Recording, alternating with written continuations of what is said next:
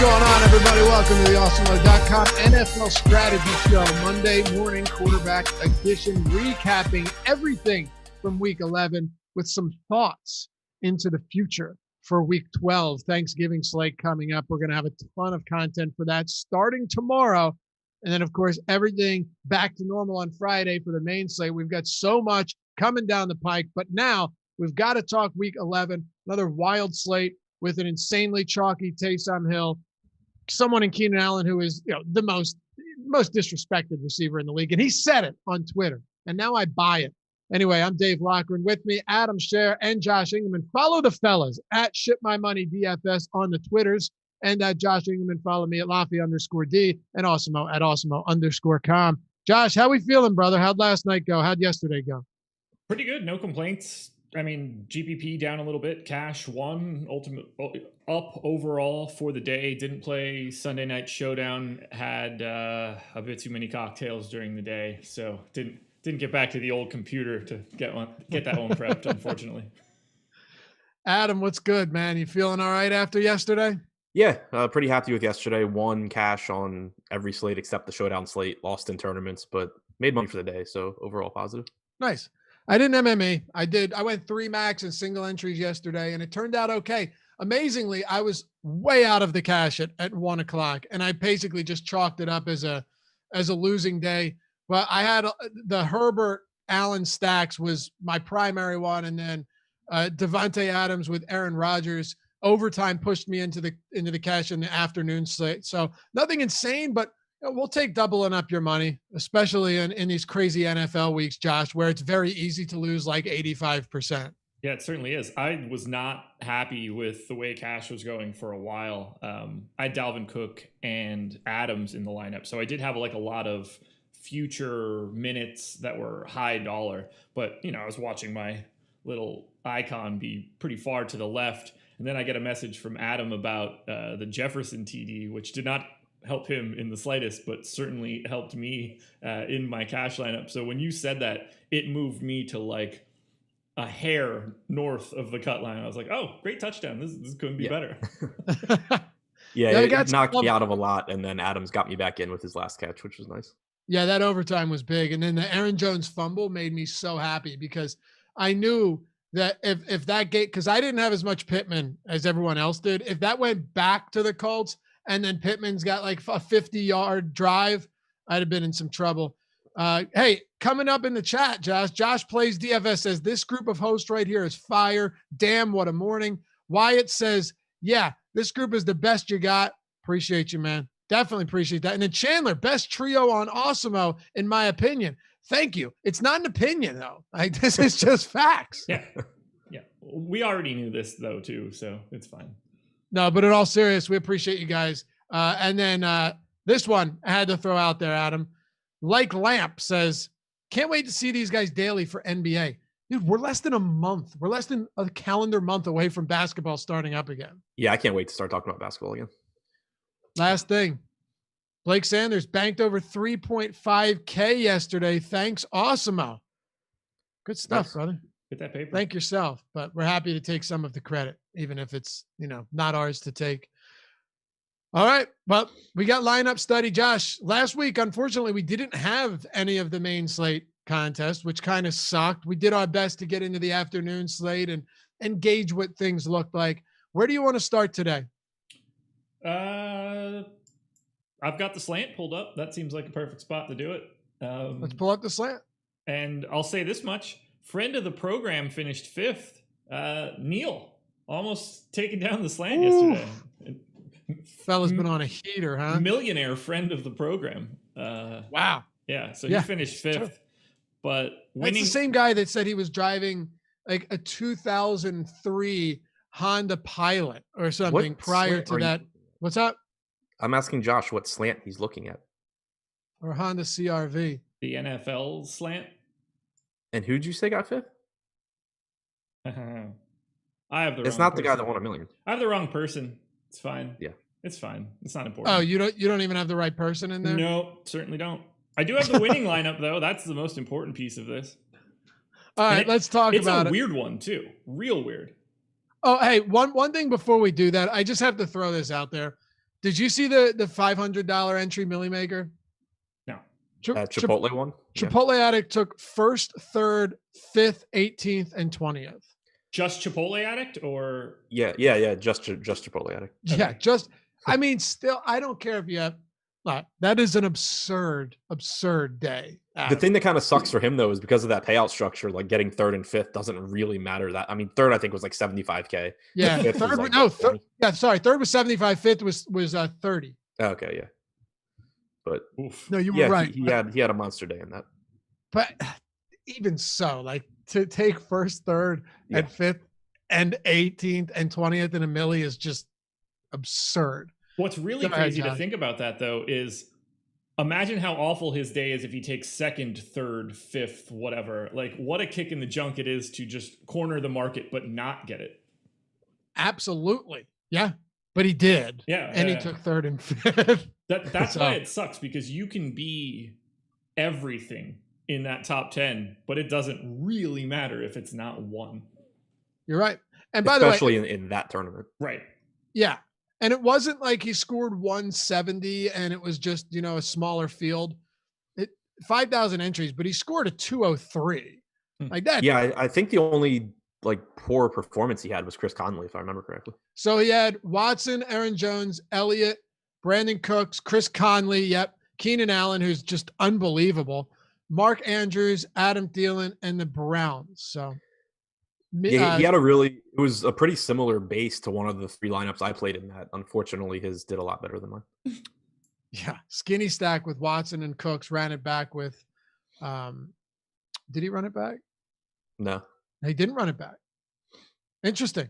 In a 5,000 man field. Josh, before we get into it, I do want to ask you one thing though, and Adam, when people talk about 3 max and single entry, do you think they're in the industry, at least from what I've seen, do you feel like there is a misconception between saying, oh, it's a single entry, so do things differently, or it's a 3 max, so do things differently than an MME, instead of looking at the field size, instead of how many people on how many entries you're allowed to have in? Because some of these 3 max and single entries are massive.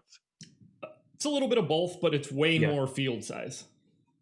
What do you think, Adam? You get what I'm saying here, right? Like that $12 is $200,000 and it's a single entry. Yeah, it's a little bit of both as far as I think that in single entry or 3 max, you should be paying a little bit more attention to I guess within that one lineup, the likelihood of success still of your players. Like when you're playing 150 lineups, you're kind of just mixing players in and it is what it is. But when you're playing single entry, you do want to at least be trying to obviously make the best lineup that you can in the one that you play. But to your point about field size, if you're playing a tournament that has 100 people in it, you should be building your lineups much differently than if it has 10,000 people, regardless of how many entries you're allowed to have.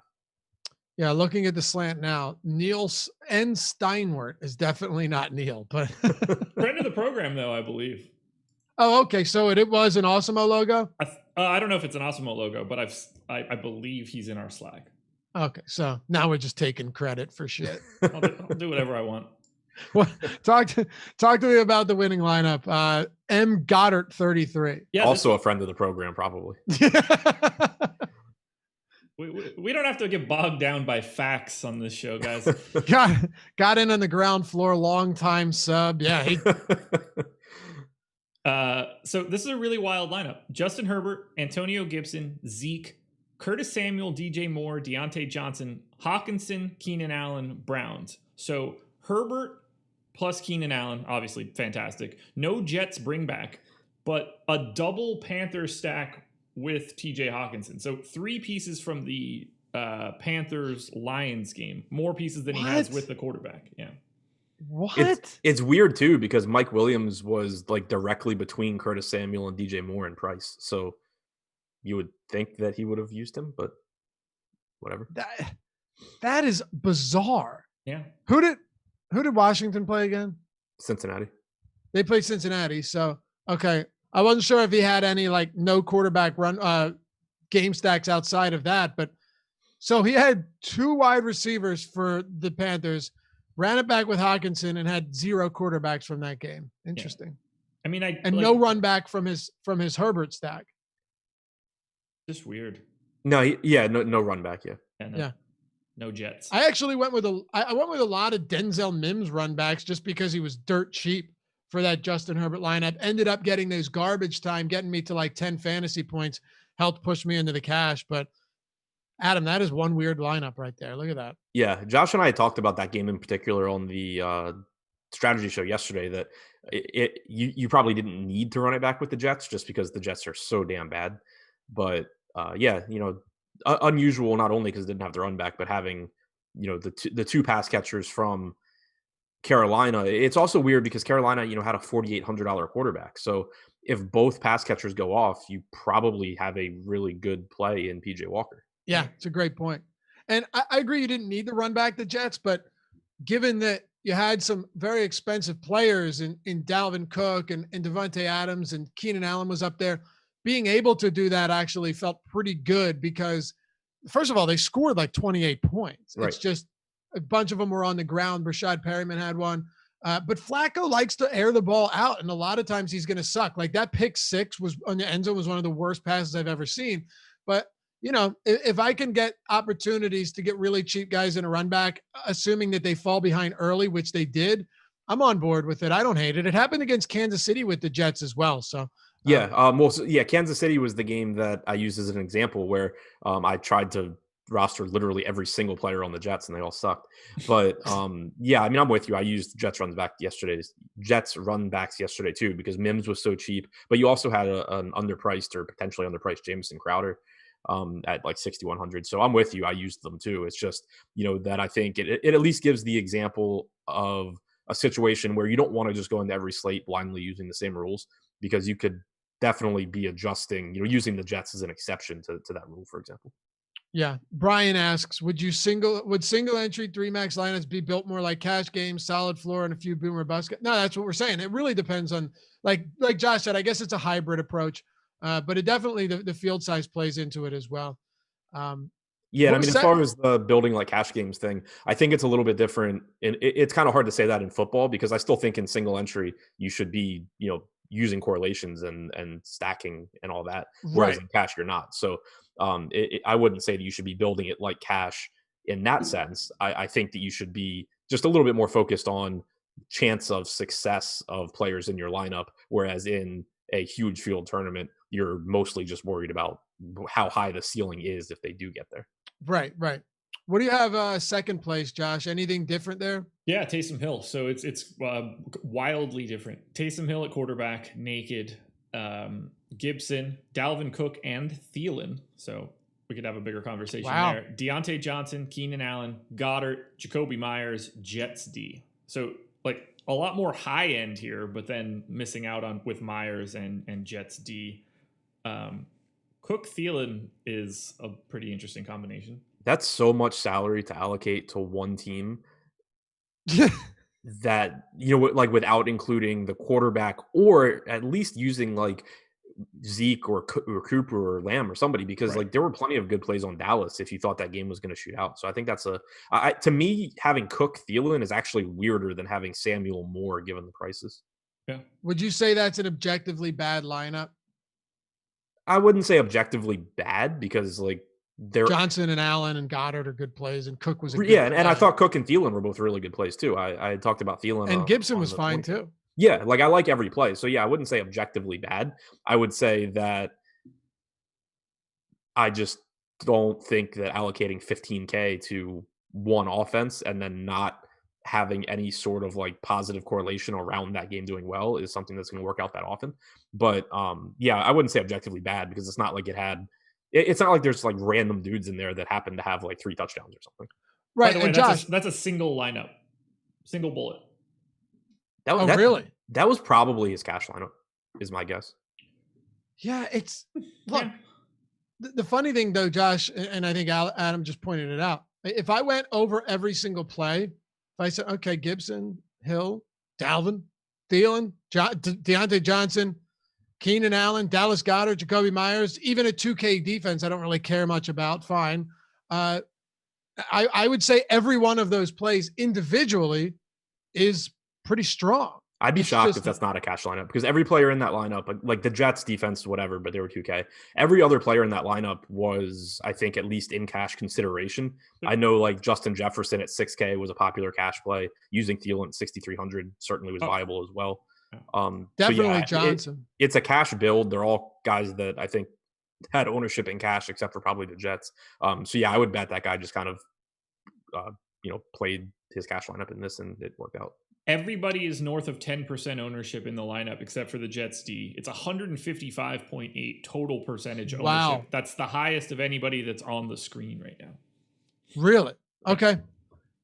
I could, look at Myers 24, Allen, but a lot of these were just really good plays. It's amazing to me still that Deontay Johnson is only 15%. Like when are we just going to start plugging this guy in everywhere until he's north of 6,500?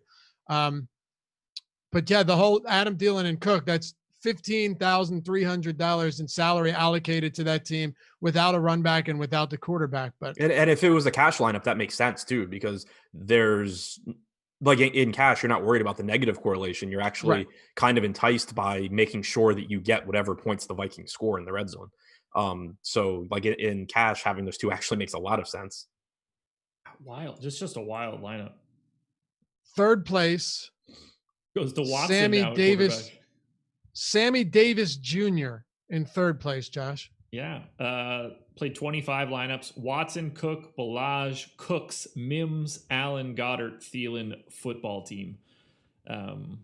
Also very heavily owned, just a hair behind that previous lineup that we talked about. They are the two most owned lineups in this top 27 or so that we can see.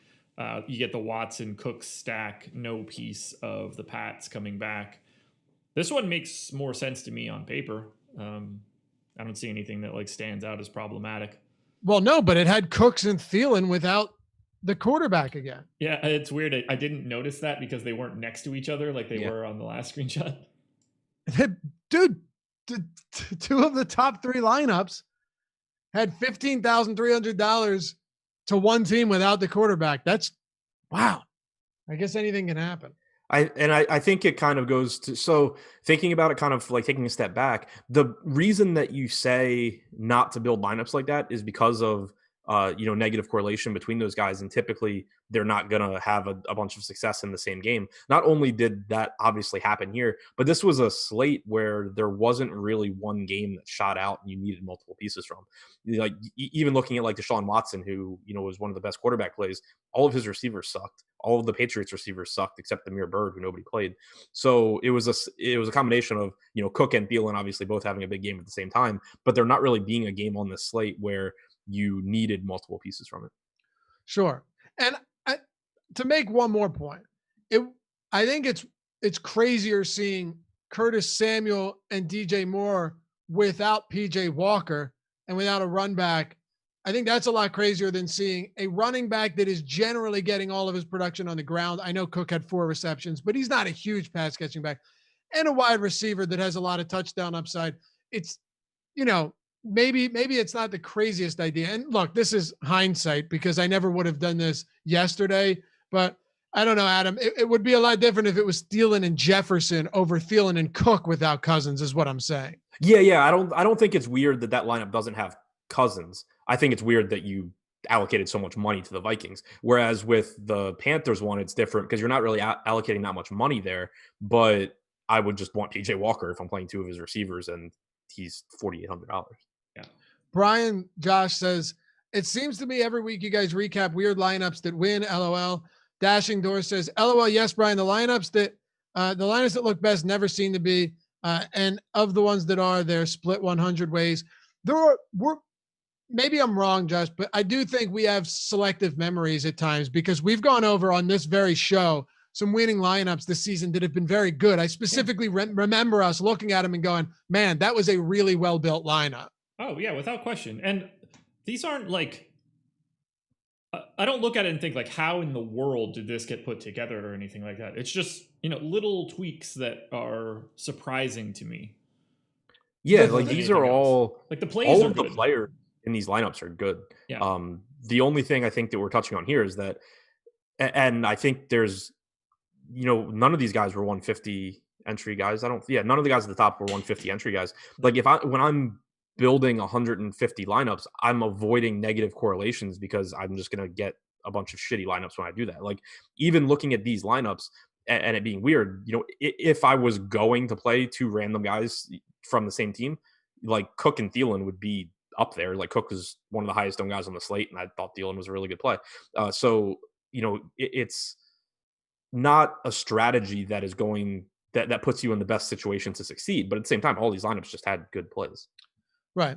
And there's always the thing too, like if you're crunching lineups and you're setting rules and kind of restrictions, a lot of people crunching lineups aren't going to have, they're not going to get lineups that have Cooks and Thielen without a quarterback. A lot of people will say no more than one player unless there's or like no more than one unless it's paired with a quarterback. Some people will do that, but like I've run a lot of crunches before where I didn't exclude this, where it was like if it's a running back and wide receiver, it doesn't necessarily have to have the quarterback, but if it's two wide receivers, it absolutely has to have the quarterback. Yeah, and normally I'll set. There are some exceptions to different teams, but normally I'll set the rule that I just can't have more than one player from a team unless I have their quarterback. Me too, and that's what I'm saying. I've set it where it's always at least two pass catchers. Sometimes I've had it with specific teams where I'm not totally opposed to the idea. Let me give you an example. Like Josh, this wouldn't happen often because they're always so expensive. But last year, if I had an Alvin Kamara and Michael Thomas lineup that didn't have Drew Brees, this isn't to say that I would have wanted it, but there's definitely a path to where those guys could both have really big games and Drew Brees doesn't have the best game too. Yeah, without question there. I'm trying to look now to see if you open up that additional $2,000 from not having Herbert and going to Walker, the most natural upgrade is either going to be Zeke or Gibson, I guess, unless you want to get away from. Yeah, I don't even know what you're upgrading to though. Is there a running back at like 78 like now? Aaron Jones. You can't get to Derrick Henry at 8. I think that would be like worth the upgrade. It would Who be are you like upgrading from, Josh? I was thinking like Gibson would be the first spot that I would look at, but you can go from 58 to 78, so that's kind of a dead zone. You can turn Zeke into Henry if you want. Deontay Johnson from 59 up to 79. So you can turn Deontay Johnson into Julio or Michael Thomas. I don't think that any of that looks like just immediately something that you want to do. So I don't know where I would free that money up and what I would do with it. Yeah, that's a good point too. And especially if this is a lineup that someone like did build by hand as opposed to using an optimizer. He might have tried that. Right. Yeah, and that's, going back to what I was saying about building a bunch of lineups, in Cruncher. So for one, the thing with correlations is like you're just trying to make the best lineups you can, but it's not like having when we say someone's negatively correlated or positively correlated, for the most part, it's a very small thing. Like it's just a matter of you have so many players to choose from. Why would I want to be right? It doesn't mean it's going to happen. Right. Yeah. It's still a really small thing. But also if you're a difference between hand building and using an optimizer is, if I'm hand building this first lineup, like Josh just said, maybe I start with PJ Walker and then I realize that there's just nothing to upgrade. So I move him to Justin Herbert. Whereas when I'm making a massive amount of lineups at one time, I'm obviously not going through all of them. And I'm just going to say like, don't do this. And so I wouldn't be able to get this lineup. So, it's just kind of a limitation. Right. Weird things happen in football. I mean, Jared Goff threw for almost 300 yards in the first half last week and threw 0 touchdowns because all 3 of them were rushed in from the 1 or 2 yard line. Like shit happens. And sometimes what might not be optimal, or like you said, what is a clear negative correlation doesn't mean it's going to play out that way. And it doesn't, it's not that it happens more times than not that it goes against you, Adam, but it's going to feel like that a lot of times, which is why you see these people in chat, and rightfully so, saying, dude, it feels like every time we watch this, this is happening. Because over the long run, yes, you're going to be making the right decisions. But with football being only 17 weeks, you're going to see a lot of really weird shit. And I think there's just a tendency too, whenever people talk about a DFS sport, to just say like positively correlated or negatively correlated and treat it like it means the same thing. The negative correlations or the positive correlations for the most part are like so small in NFL compared to if you talk about a sport like MMA. negative correlation there normally means like very, very, very heavily negatively correlated, because if this guy wins, the other guy naturally lost. Whereas in NFL, it's a much smaller correlation between everything. Josh, what do you think about that as far as it compares to other sports, like Adam's saying? Yeah, the size of the slate makes it way more important. When it's an 11-game slate, I don't get the sense that it's ultra valuable, because there's just so many different options. On a slate like this Thursday for a 3-gamer, the correlations I think are significantly more important. The big piece is that it matters before lock and not really after lock, because once it's after lock, finding an optimal lineup, there aren't names attached to those numbers. It's just a salary and another number, and we're just trying to make that the highest it can possibly be. It doesn't care if like the defense is going up against 3 of the other wide receivers. It's just going to make the data work. So in football, you want to pay attention to it because it would be stupid not to, but it's not all that important on an 11-game slate. Just don't fly straight in the face of it. Right. I think to me, like in football, it's more of like a tiebreaker where you have all these players to choose from. And so many of them are going to project similarly that if I have Dalvin Cook, normally I'm going to just want to play a different 6K wide receiver than someone on the Vikings. That's exactly what I was just going to say. Right. Whereas in like a different sport like MMA, it literally means if this player does well, this one's not. Right.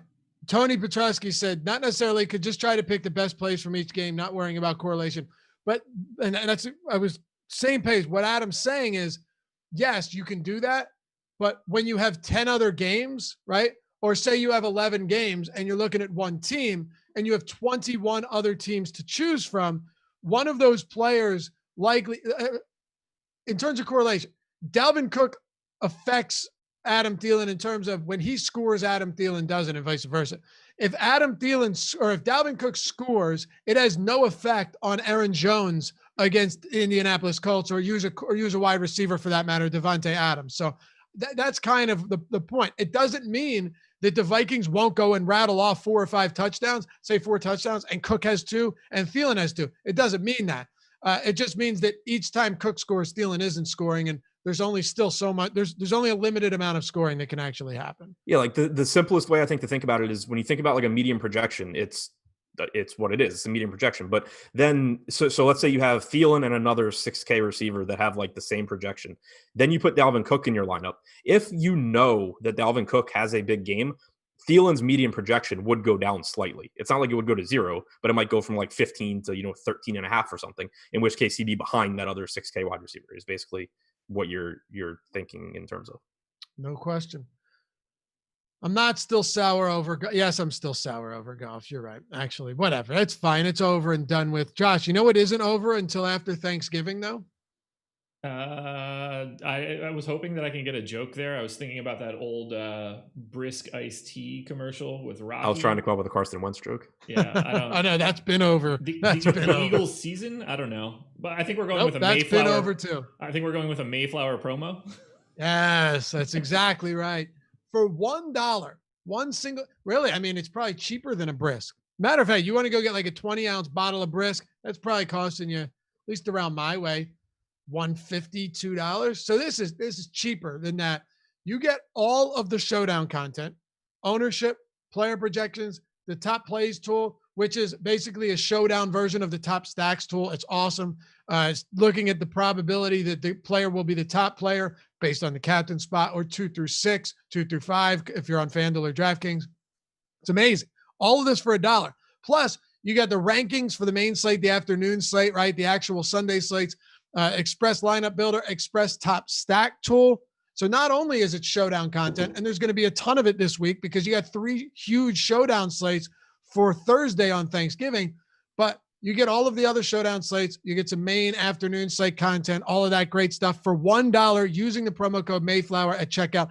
If you haven't signed up yet, like if you're skeptical of these sites, here's your way to do it and basically risk nothing. It's that simple. You're risking virtually nothing in order to do this.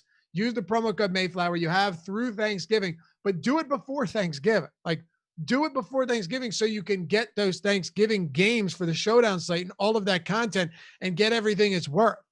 I mean, it's worth way more than $1, but we're doing it for $1. It's our way to give back to you. And hopefully your way to give back to us is hit that subscribe button. We're trying to get the 50K by the end of the year. I know it's absurd. And you're saying you can't do it. Everyone's telling me there's no way you can do it. What are you, an idiot? And I said, we can make this happen.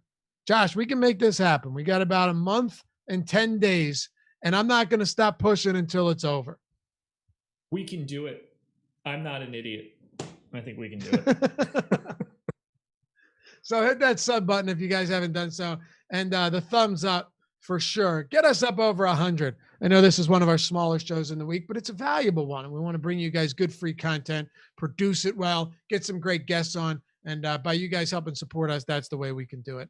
All right. Chalk report, Josh. Let's talk about it. Who was the chalk for week 11 and how did they do? Yeah, Dalvin Cook, 43% owned in the slant. He did quite well, 29 fantasy points. Not going to be mad about having that.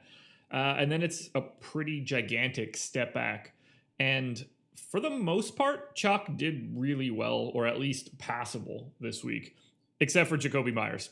He's second, 6.8 fantasy points. Not ideal, 4,900, so it doesn't matter all that much, but it definitely doesn't look very good. Keenan Allen, smashed. Devontae Adams, smashed. Terry McLaurin, fine. Justin Jefferson, good. Mark Andrews, good. And then Dolphins D, stunk. Logan Thomas, stunk. And then it's just like another sea of guys in like the 10 to 15 range. I feel like everybody had the same game yesterday. It was very similar. And I'll tell you, Adam, it feels like I always get defense wrong. But yesterday, I stuck to my guns. I was like, I'm going heavy on this Browns and Eagles game. Two brutal offenses that can't play in bad weather. Hell, can't play in good weather. So what can possibly go wrong here? And it finally worked out. But, Miami defense, I'm sure a lot of people remember when everyone was like, dude, Miami defense was easily the best pick. There's no question. You had to play them. And this was, of course, hindsight after they went off. There were a lot of people, as we saw yesterday, that were probably the same people on Miami the time before and didn't get the same results because that's how defense special teams works in the NFL. Yeah, I was with you with the Browns and Washington also. But yeah, Miami, I get it. Drew Lock's bad. It's a defense, whatever. I was kind of surprised that Jacoby Myers, Josh, was the second highest owned player on the slate. Maybe I shouldn't be. I mean, he did kind of just like fly to the top because of median projections. And he was getting a lot of work lately. Just didn't 40% target share in 3 straight games. Yeah. Yeah. Oh, no. I'm not against it. I think it was a good play. I just meant the fact that he was up around 25% was pretty significant there. Yeah. I thought that maybe people would kind of I thought there was a decent chance that people would just move to someone else in that price range enough to drive his ownership down a little bit. But me too. It's a reminder too, when we talk about, positional volatility and wide receivers, being harder to trust, but even more so than that, when, Jacoby Myers, obviously with a massive target share recently, but he's still not a legit number one NFL receiver that no matter what is getting his targets, like a Keenan Allen or Devontae Adams or those guys. And so I think that's why you see so often one of the best spots, and I didn't do it yesterday, unfortunately, but one of the best spots to look to pivot away is on these popular and good, but not great, 5 to 6K receivers. For sure. Man, if you went out there and paired up Taysom Hill trying to be different, getting him with Michael Thomas and Alvin Kamara. Michael Thomas ended up having a really solid game. I think he had 20 plus DraftKings points, but 22 and a half. 20, did you say? 22 and a half. Okay. Yeah. At 5%. Alvin Kamara, though, that was a huge letdown spot, man. He was almost 15% owned, 10 fantasy points. One target. That was what? One target. One target in a game. Yeah. 0 catches. Breeze has 11 fractured ribs and Kamara can't believe it. He's just so frustrated. But all the best ball teams that with Alvin Kamara doing really well are a little concerned right now. That's a good point. You ready? Yeah. You guys ready for this? Yes, I know, because I have a lot of them. I'm scrolling down Kamara's game logs. I don't see another game where he had 0 receptions. He had a reception in like 54 consecutive games. Yeah. The one that I see here is preseason week 2. Now into 2018, nothing. 2017, all still have a single digit in that line. We're into the preseason. So all the way through 2017, this is the first time that he's played a game and didn't have a reception. If it's before that, then it's before that. But every single game log on Fantasy Cruncher right now shows a reception except for yesterday. And it just goes to show you, like, Alvin Kamara is very unlikely to pay off his salary if he's not involved in the passing game, especially given Latavius Murray's usage. That's not particularly encouraging at all. Now, if you're 9,200 and you don't have a catch, you're going to have a hell of a time paying that salary off. I wonder what he's going to be next week. I don't even know if that's out yet because of the Thanksgiving slate. Yes, it is. Let's see. Right, by the way, there's a Millie Maker on Thanksgiving, but we all knew that was going to happen. Kamara is 8,200. I'm not going to lie. I would say that's even too much after what I saw yesterday. Yeah, because he's going to lose. Not only does he lose receptions, but you lose rushing touchdown equity when Taysom Hill's your quarterback.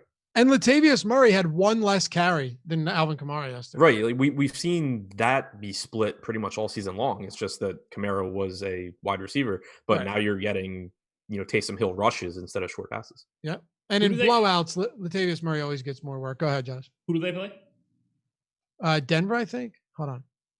They play Denver in Denver. Okay. Yeah, that's not a great spot at all. Is there anybody more expensive than him? Yeah. Dalvin Cook's 9,500. Christian McCaffrey's 9,200. Who the hell do the Vikings play next week? Let's see. The Vikings play. Oh, God, they have a home matchup against the Panthers. Oh, boy. That's like better than the matchup against Dallas, or at least very, very close. Kamara's workload right now is preposterous.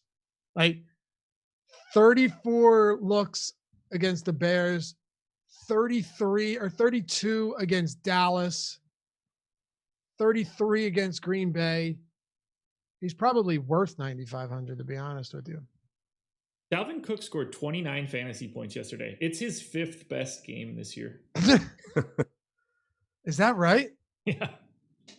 51-6, 42-2, 31-6, 29-9, and then yesterday's 29. Wow. Yeah, I think he's, even at 9,500, I think he's going to be relatively popular. All right. Here's the most fun part for me of the show, Josh. Let's take a look at fantasy points related to ownership and see what we come up with. And then, Adam, get your take on this as well. Any guys that stand out to you as, oh, shit, I had no idea he was. Sometimes I look at this and I didn't even know that a certain player had that many fantasy points because he was so on their own that made no impact on my lineups. I woke up not knowing that Joe Burrow got hurt because that's the direction my day went after 1 p.m. Well, if I didn't know, which I did, I would have soon found out because Adam sent me a replay as he scoured the internet for a closer shot. So where can I see it where his kneecap is on the opposite side? That's the one that Adam's looking for. We got you. Yeah. No. I don't mean, I'm not, that's not a request. It is horrible though, man. Like it sucks. It really does suck. But those things happen, and who am I to suppress my inner curiosity, right? Who am I to not watch it as close and slowly as I possibly can? Right. By the way, we're not laughing at the injury. It's fucked up. No. Seriously, it's like I felt really bad for him, and I thought the way that the teams and Washington handled it was really cool. Like everyone rallied around him. I love that. But I'm sick, and I like to look at those injuries. I'm sick. Yeah. So is Adam. You guys are both sick. Yeah, that's a very true statement. I hope that's urine. I hope that Gatorade is urine. No, thank you. No, it's cold. Maybe you kept it in the fridge like a real weirdo. Keenan Allen crushed it. He's seriously like, I put out a tweet yesterday asking if you were to do your fantasy draft today, Adam, where would you draft Keenan Allen? Early first, mid first, late first, second round or later. And the majority said second round or later. I don't know, call me crazy, but given the trajectory of Herbert's career and how good Keenan Allen is, insane workload, target shares through the roof, and the consistency has been insane. I'm drafting him in the first round. My answer to that was late first, because in my mind, I was thinking how the actual drafts this year went, where you had like Michael Thomas in the middle of the first and you had Devontae Adams at the end. I would be taking Adams in the middle and I would be taking Allen at the end, and Thomas would be getting the hell out of the first round. Exactly. Yeah. But like, I could see myself, I actually went through it in my head. I'd be putting Keenan Allen around like 10. Yeah. And that's pretty incredible. Like, I'm just pointing out how good he has been this year, to where if you were to look at it from before the season started to now, Keenan Allen, in my opinion, at least, and it sounds like yours, is still a surefire first rounder. That's how good he's been. Yeah, he's great.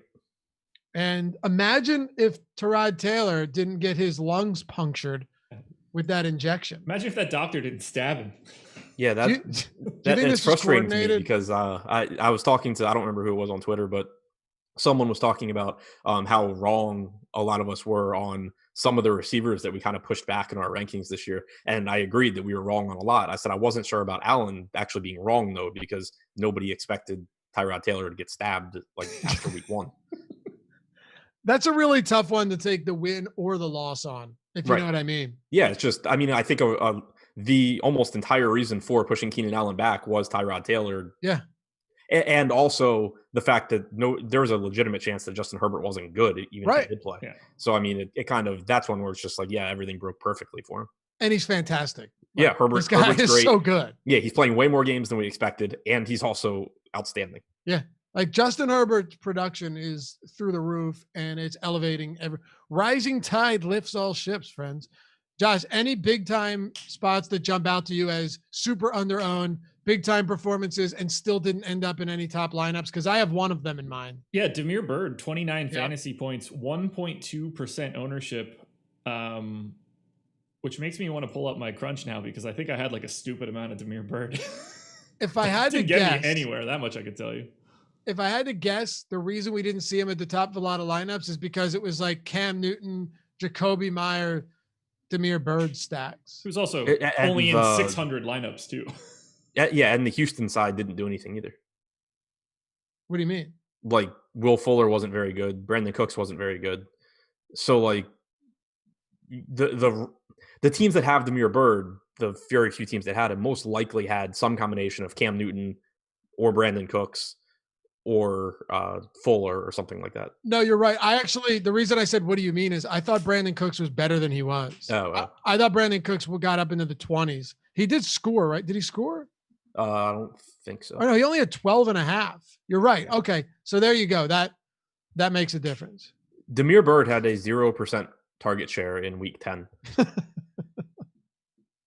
He doesn't even have a line in his he doesn't even get listed in the player profile on Fantasy Cruncher. You know, it's kind of crazy though, and this is why I think sometimes we'll talk about, this is why this show can be fun. You know, you look at Devontae Adams, and he wasn't in many of the top lineups. I'm sure he's in some of them, but he wasn't. Like 26 points at 8,600 isn't bad. But if you have a Keenan Allen game or an Adam Thielen game, then or how about this? Even a Deontay Johnson game where he had the same fantasy points, almost $3,000 less expensive than him. DJ Moore, $3,000 less expensive, same game. There's so much passing in today's football that, like, if Devontae Adams doesn't go for a monster game, you pretty much are very much able to make that up with not one, but a handful of receivers every week. Yeah, not only that, but also I think you would have seen Devontae Adams in more of the top lineups had cheap running backs not been bad. But like Duke Johnson was terrible, Adrian Peterson was terrible, Gio Bernard didn't do well. And those are the guys that you had to get to if you were paying for Devontae Adams. So not only did he get outscored by cheaper guys like Allen and Thielen and kept up with by Deontay Johnson, but the running back sacrifices you had to make didn't work out. For sure. Damiere Byrd. He's the Travis Fulgham and Chase Claypool of week 6 or 7 or whatever that was. I had him in a couple lineups north of the field, and I had to make adjustments to stop him from being in like 30 to 40% of my stuff, which was obviously all that means is incorrect. That your projections were shit, Josh. Yeah. I know. What'd you say, Adam? I said all that means is that Josh's projections had an error in them. Yeah. It's very possible. I'm a genius.